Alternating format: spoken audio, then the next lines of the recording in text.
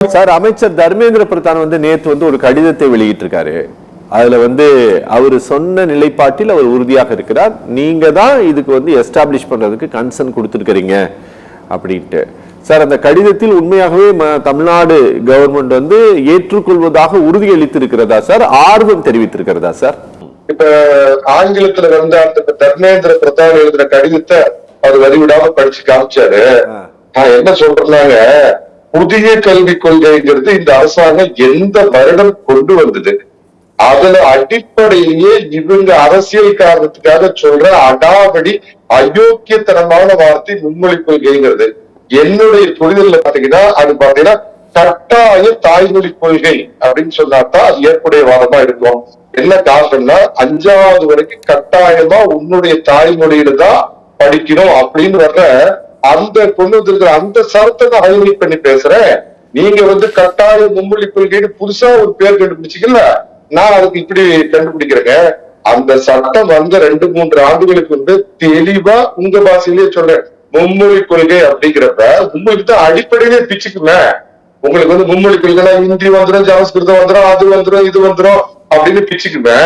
அப்படி இருக்கிறப்ப அந்த பொண்ணு ஆகாது, அது நம்ம சாதிச்சாம இல்ல அப்படின்னு முடிவு பண்ணதுக்கு அப்புறம் நாங்கள் ஆர்வமாக இருக்கிறோம் அப்படின்னு லெட்டர் எழுதுறீங்க.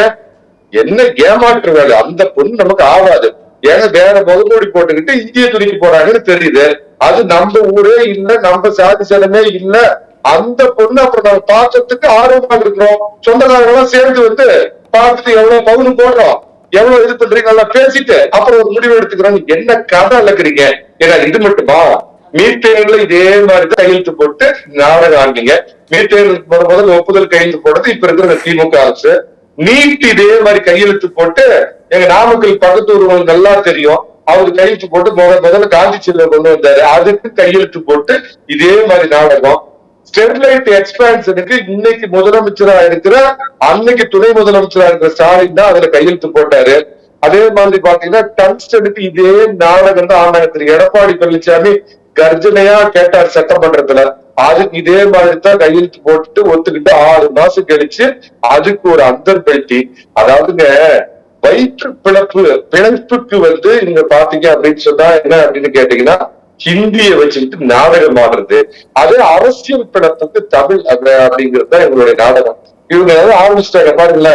என்னன்னா இவரோட ஆட்சியோட சட்டம் ஒழுங்கு, ஆட்சி நடத்துற விதம் சந்தி சிரிக்குது. இந்த ஆட்சி அரபிக்கடலை தூக்கி எறிய போறாங்க அப்படின்னு தெரிஞ்சுக்கிட்டு கிராமப்புறத்துல ஒரு பழமொழி சொல்லுவாங்க, யானை போறது தெரியக்கூடாதுன்னா பூனைய தூக்கி பொது குளத்துல டொப்புன்னு சத்தம் வர்ற மாதிரி போடு, அப்பதான் எல்லாம் இந்த பக்கம் திரும்பி பார்ப்பாங்க அப்படிங்கிற மாதிரி இந்த அறுவருக்கு தக்க தூக்கி எறிய வேண்டிய மனித குலம் இதுவரையும் கண்டுடாது, தமிழகம் கண்டுடாத அவங்க தகப்பனார் 2006-11 வரைக்கும் கொடுத்துட்டாங்க. அதை கூட மோசமான ஒரு ஆட்சியை கொடுத்து ஒரு பிரபல நாவல் டெய்லி விலைப்பட்டியல் மாதிரி கொலைப்பட்டியல் வெளியிட்டு இருக்குது. எத்தனை அசிங்கத்தையும் திசை திருப்பத்துக்கு என்ன பண்றது? மத்திய அரசு கொடுக்கல. யாரு? மோடிக்கா இருக்கணும், அமித்ஷா டாடிக்கா இருக்கணும், ரவிக்கா இதே பொழப்பு சொல்லிட்டு ஏப்பா ஸ்கூல் வாத்தியார்களுக்கு சம்பளம் கொடுக்கல, மத்திய ஒன்றிய அரசு குன்றிய அரசு பணம் கொடுக்கல, ஏப்பா ஸ்கூல் பிள்ளைங்களுக்கு நெட் வர மாட்டேங்குது, ஒன்றிய அரசு குன்றிய அரசு கொடுக்கல. எதை எடுத்தாலும் இந்த பிளக்கானம். இந்த அதே மாதிரி பாத்தீங்க அப்படின்னா அடுத்து ஆரம்பிச்சிட்டாங்க டீலிமிட்டேஷன். யார் சொன்னாங்க? மரியாதைக்குரிய உள்துறை அமைச்சரே கோயம்புத்தூர்ல டீலிமிட்டேஷன்ல எந்த விதத்திலையும் கான்ஸ்டிடியூன்சி எதுவுமே குறையாது அப்படின்னு சொல்றப்ப அதை ஒரு பக்கம் நல்லா கவனிச்சு பாருங்க. அதுக்கு அனைத்து கட்சி கூட்டம் என்னைக்கு போடுறாரு? ஜாக்டோஜியோ டோக்கன் ஸ்ட்ரைக் ஆரம்பிச்சு 1.5 லட்சம் பேர் லீவ் போட்டு ரோட்ல இறங்கி போராடுறாங்க அப்படிங்கிறதுக்கு திசை திருப்பறதுக்கு என்ன பண்றாரு? அனைத்து கட்சி கூட்டம் அப்படிங்கிறது. டீலிமிட்டேஷன் ஒன்றிய அரசு காரணம், இந்திய வேற வழியில துணிக்குது, ஒன்றிய அரசு குன்றிய அரசு காரணம். அப்புறம் தான் இன்னைக்கு நிர்மலா சீதாராமன் வார்த்தை எடுத்து கொடுத்தாங்க, ஈவேராவை பத்தி பேசணும்னு, அது இப்ப புதுசா எடுத்துட்டாங்க. அடுத்தது பாருங்க, ஸ்கூப் நியூஸ் ஒன்று சொல்றேன் கேட்டுங்க.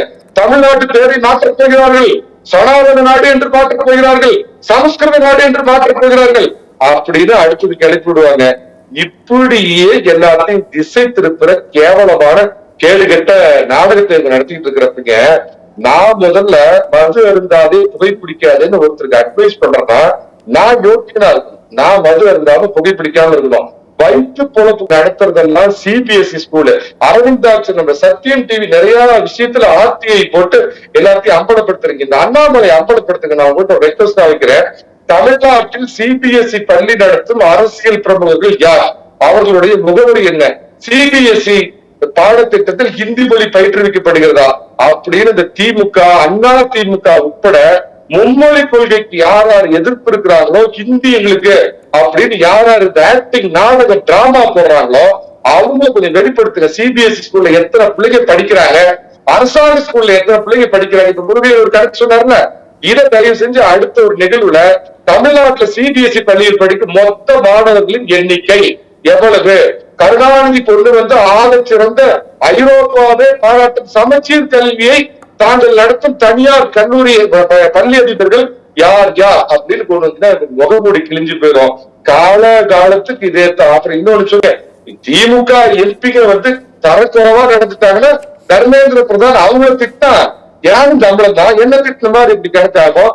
140 கோடி மக்களுடைய தலைவர் இந்திய பிரதமர் நரேந்திர மோடி அவர்களை களவாணி பேசினார் இருக்கிற முதலமைச்சர்.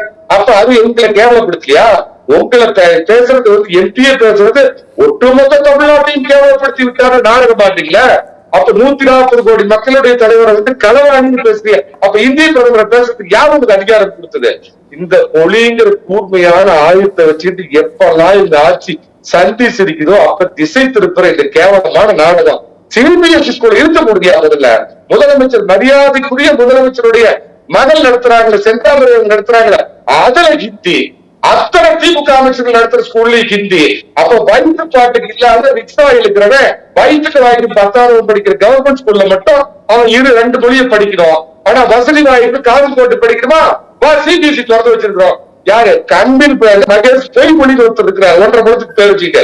அவர் பையன் நான் தமிழ் படிக்கிறது இல்ல, பிரெஞ்சு படிக்கிறது. இதுதான் நீங்க தமிழ் வளர்த்துற லட்சணமா?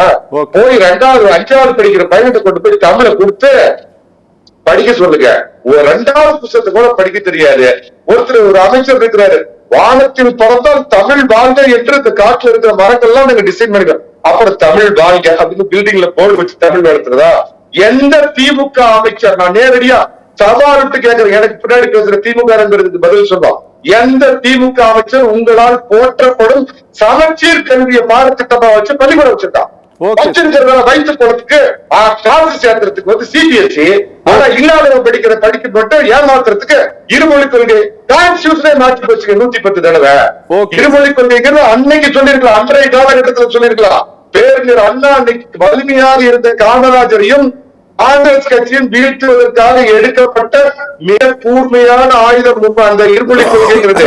காலத்துக்கு ஒவ்வாதுன்னு கான்ஸ்டிடியூஷனே 110 தடவை மாத்திருக்கிறப்ப காலத்துக்கு ஏற்ற மாதிரி மாத்தும்போது முன்மொழிங்கிறத ஏமாற்றுது. கட்டாய தாய்மொழி கொள்கை. மரியாதைக்குரிய முதலமைச்சருடைய மகள் நடத்துற ஸ்கூல்ல தமிழ்ல பேசுனீங்கன்னா ஃபைன். இப்படி எல்லாம் பொழப்புக்கு வேற வேஷம், அரசியலுக்கு வேற வேஷம், இப்படி திசை திருப்புற தமிழக மக்கள் பாக்குறாங்க. இப்ப கேள்வி என்ன? 2026 7.5 இல்லாத 4.5 ஆண்டு நல்லாட்சி கொடுத்த எடப்பாடி பழனிசாமியா, திராவிட மாடல்ங்கிற பேர்ல திராவிட மாடல் ஆட்சி கொடுத்த ஸ்டாலினா? அதை திசை திருப்பறதுக்கு மோடி காரணம், அமித்ஷா தாடி காரணம், RN ரவி காரணம், ரவி ரவி காரணம்னு இப்படியே திசை திருப்புறாங்க. இவங்க முகமூடி கிழித்து எறியப்படும். 2026 திமுக அரபிக்கடலில் தூக்கி எறியப்படும். Okay sir, okay.